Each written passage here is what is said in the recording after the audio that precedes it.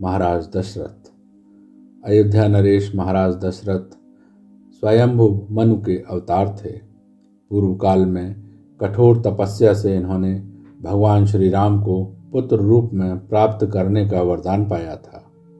ये परम तेजस्वी, वेदों के ज्ञाता, विशाल सेना के स्वामी, प्रजा का पुत्रवत पालन करने वाले तथा सत्य प्रतिज्ञ थे।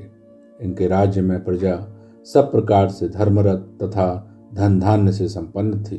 देवता भी महाराज दशरथ की सहायता चाहते थे। देवासुर संग्राम में इन्होंने दैत्यों को पराजित किया था। इन्होंने अपने जीवन काल में अनेक यज्ञ भी किए। महाराज दशरथ की बहुत सी रानियां थीं। उनमें कौशल्या, सुमित्रा और कैकेयी प्रधान थीं। महाराज की वृद्धावस्था आ गई, किंतु इनको कोई पुत्र नहीं हुआ। इन्होंने अपनी इस समस्या से गुरुदेव वशिष्ठ को अवगत कराया। गुरु की आज्ञा से ऋष्यशृंग बुलाए गए और उनके आचार्यत्व में पुत्रेष्ट यज्ञ का आयोजन हुआ। यज्ञ पुरुष ने स्वयं प्रकट होकर पायसान्न से भरा पात्र महाराज दशरथ को देते हुए कहा, राजन, यह खीर अत्यंत श्रेष्ठ, आरोग्यवर्धक तथा पुत्रों को उत्पन्न करने वाली है। इसे तुम अपनी रानियों को खिला दो।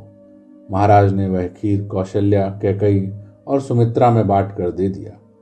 समय आने पर कौशल्या के गर्भ से सनातन पुरुष भगवान श्री राम का अवतार हुआ। कैकेयी ने भरत और सुमित्रा ने लक्ष्मण तथा शत्रुघ्न को जन्म दिया।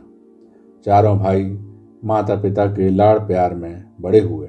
यद्यपि महाराज को चारों ही पुत्र प्रिय थे, किंतु श्री राम पर इनका विशेष स्नेह था। ये श्री राम को क्षण भर के लिए भी अपनी आंखों से ओझल नहीं करना चाहते थे। जब विश्वामित्र जी यज्ञ रक्षार्थ श्री राम लक्ष्मण को मांगने आए तो वशिष्ठ जी के समझाने पर बड़ी कठिनाई से ये उन्हें भेजने के लिए तैयार हुए।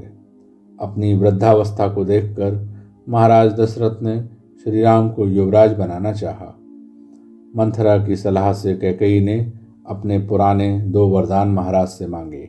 एक में भरत को राज्य और दूसरे में श्री राम के लिए 14 वर्षों का वनवास।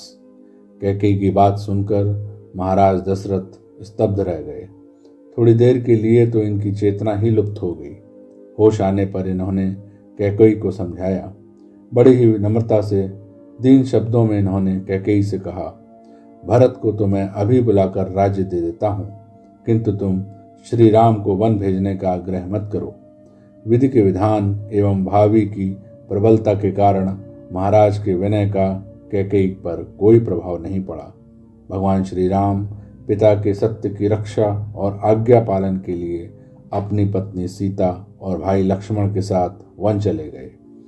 महाराज दशरथ के शोक का ठिकाना न रहा।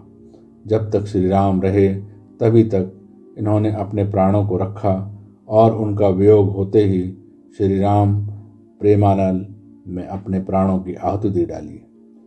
जियत राम बिदु बदनु निहारा, राम बिरह करी मरनु समारा। महाराज दशरथ के जीवन के साथ उनकी मृत्यु भी सुधर गई। श्री राम के वियोग में अपने प्राणों को देकर इन्होंने प्रेम का एक अनोखा आदर्श स्थापित किया। महाराज दशरथ के समान भाग्यशाली और कौन होगा, जिन्होंने अपने अंत समय में राम राम पुकारते हुए अपने प्राणों का विसर्जन किया।